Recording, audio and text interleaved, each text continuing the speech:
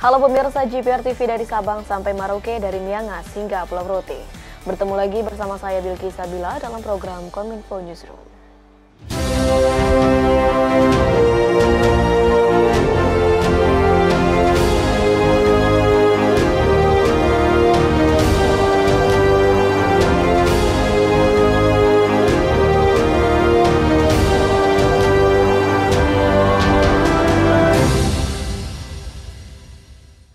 Kita awali informasi pertama pemirsa. Wakil Presiden Kiai Haji Ma'ruf Amin, Menko Polhukam Mahfud MD hingga Panglima TNI Laksamana Yudo Margono direncanakan akan berkantor di Papua.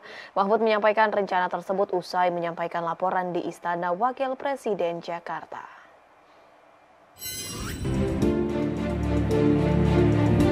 Menko Polhukam Mahfud MD direncanakan akan berkantor di Papua dalam waktu dekat.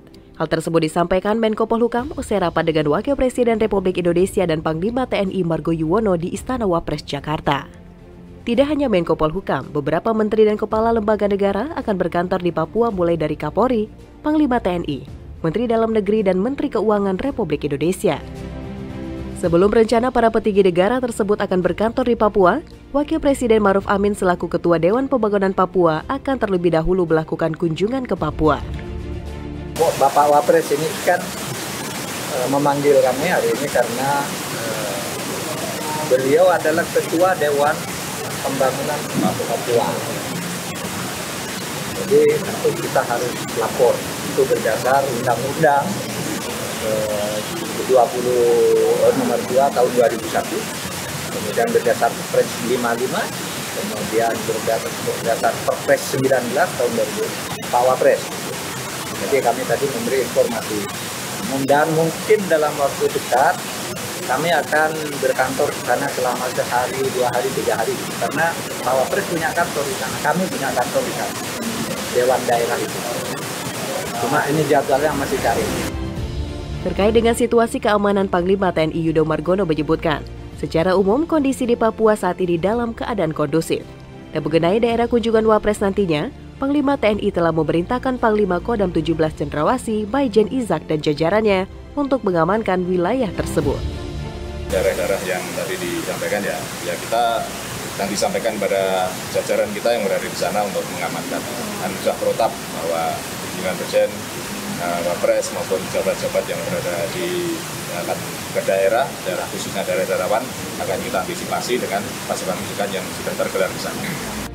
Sementara itu terkait penyelesaian pembebasan pilot Susi Air, Philip Martens di Papua Pegunungan, hingga saat ini pemerintah masih melakukan negosiasi dengan kelompok kriminal bersenjata Papua yang ditangani oleh penjabat Bupati Nduga Edison Gwijangge.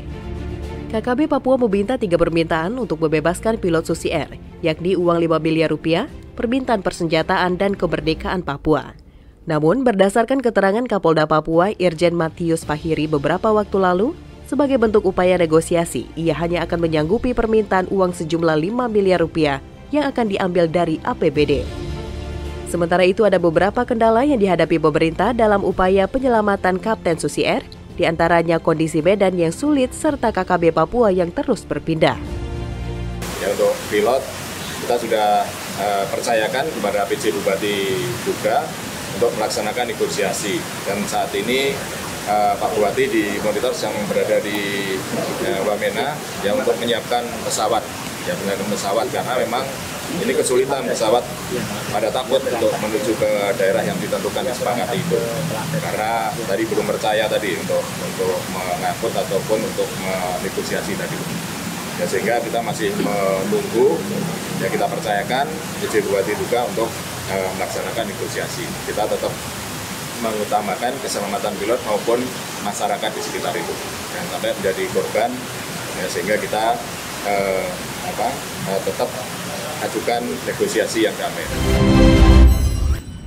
Menko Polhukam Mahfud MD buka suara terkait rekomendasi pencabutan izin hingga pembubaran Pondok Pesantren Al Zaitun di Indramayu, Jawa Barat. Mahfud menyebut bahwa Pondok Pesantren Al Zaitun sebagai institusi pendidikan akan diberikan pembinaan agar tidak ada kegiatan yang melanggar peraturan undang-undang.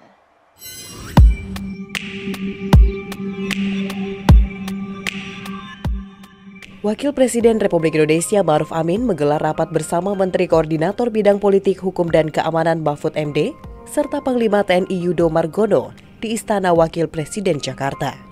Wapres meminta Menko Polhukam segera menyelesaikan polemik Pondok Pesantren Al Zaitun, baik proses hukum terhadap pimpinannya Panji Gumilang maupun administrasi terhadap pondok pesantren.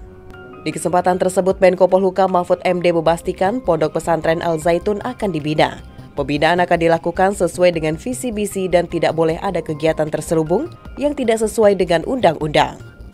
Kita sementara ini berpendapat itu supaya diselamatkan sebagai lembaga pendidikan dan dibina untuk menjadi lembaga pendidikan yang sesuai dengan visi dan misinya yang tertulis. Tidak boleh ada kegiatan terselubung dan penyisipan kegiatan-kegiatan yang tidak sesuai dengan peraturan perundang-undangan. Oleh sebab itu, lembaga pendidikan Al Zaitun yang terdiri dari dua kelompok, satu pondok pesantren, yang kedua sekolah, mulai dari ibtidaiyah, sanawiyah, alias sampai perguruan tinggi, itu akan dibina di bawah pengawasan Kementerian Agama. Sementara itu berkaitan dengan tertib sosial dan keamanan masyarakat akan dikoordinasikan oleh Gubernur Jawa Barat dengan Polda juga TNI setempat. Mungkin di situ ada Polda sudah pasti, lalu ada Kabinda sudah pasti, lalu TNI lapisan berikutnya sudah pasti. Nah itu yang keputusan pemerintah tentang hal itu. Tidak usah dibesar-besarkan karena sebenarnya biangnya kan di orang yang bernama Panji Gumilang itu. Ini udah di tangan, lembaganya kita lihat perkembangan. Kita beralih ke informasi lainnya pemirsa, Indonesia menjadi tuan rumah untuk World Water Forum ke-10 yang akan berlangsung di Bali pada 18 hingga 24 Mei 2024. Untuk menyukseskan acara, persiapan dilakukan pemerintah sejak tahun 2022, mulai dari pembentukan panitia nasional hingga mengadakan forum diskusi.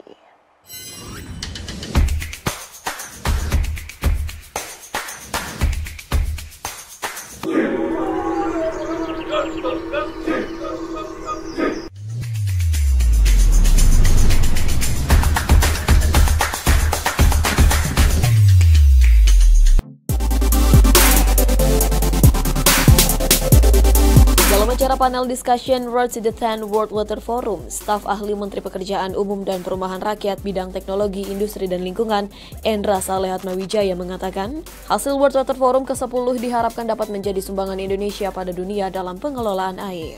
World Water Forum atau WWF merupakan forum pertemuan internasional terbesar yang membahas pengelolaan sumber daya air dengan melibatkan berbagai pemangku kepentingan.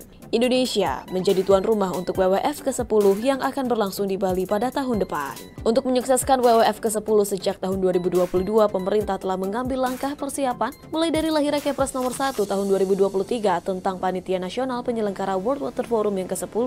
Selain itu, persiapan untuk WWF dilakukan di level nasional dengan telah diselenggarakannya National Stakeholder Forum sejak Juli 2022 hingga Januari 2023. Sedangkan di level internasional, berbagai promosi dilakukan untuk mengajak berbagai negara, komunitas, asosiasi agar ikut bagian dalam proses penting ini. Ini adalah forum air terbesar yang juga akan dihadiri oleh berbagai kalangan karena sifatnya yang inklusif tadi, partisipatif, jadi berbeda dengan acara-acara UN yang biasanya dia misalkan lebih banyak untuk decision makers.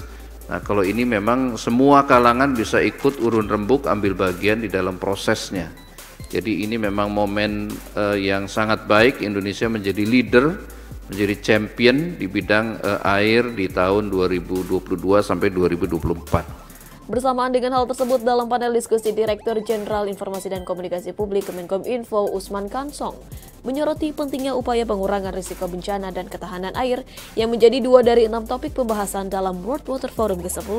Menurut Dirjen IKP Kemenkominfo Usman, pengurangan risiko bencana penting sebab pemanasan global yang terjadi saat ini telah menimbulkan risiko bencana yang sangat tinggi. Sedangkan ketahanan air penting untuk mengingat populasi yang terus bertambah sehingga semakin banyak orang yang membutuhkan air. Jadi bersamaan dengan kita mereduksi, mengurangi risiko bencana, kita sebetulnya sudah melakukan water security. Ya, ini perlu kita sampaikan juga kepada publik bagaimana kita menjaga ketahanan air dari hal-hal yang keseharian di rumah kita. Pemirsa, untuk mendukung World Water Forum ke-10 pada Mei 2024 di Bali mendatang, Kementerian Komunikasi dan Informatika akan menyiapkan media center dengan berbagai fasilitas. Direktur Jenderal Informasi dan Komunikasi Publik Kementerian Kominfo Usman Kansong menyatakan, dalam pelaksanaan The 10th World Water Forum di Bali pada Mei 2024 mendatang, Kementerian Komunikasi dan Informatika akan menyiapkan media center dengan beragam fasilitas untuk memudahkan kerja jurnalis dalam memperluas informasi mengenai forum internasional tersebut. Media center tersebut rencananya akan dilengkapi dengan berbagai layanan seperti ruang kerja dengan dukungan internet cepat, booth media, press conference, dan briefing media room. Di samping itu, akomodasi lainnya disiapkan ialah konsumsi bagi para awak media. Usman Kansong juga menyatakan bagi media yang tidak bisa datang untuk meliput secara langsung, maka media center nantinya akan menerbitkan siaran pers yang berkaitan dengan The 10th World Water Forum dan media liputan yang akan disiapkan dalam bentuk teks rilis dan konten berbentuk audiovisual dari host broadcaster. Lebih lanjut, ia juga memperkirakan sekitar 2.000 jurnalis akan hadir dalam proses pendaftarannya. Akan dibuka H-3 bulan jelang terselenggarannya forum internasional tersebut.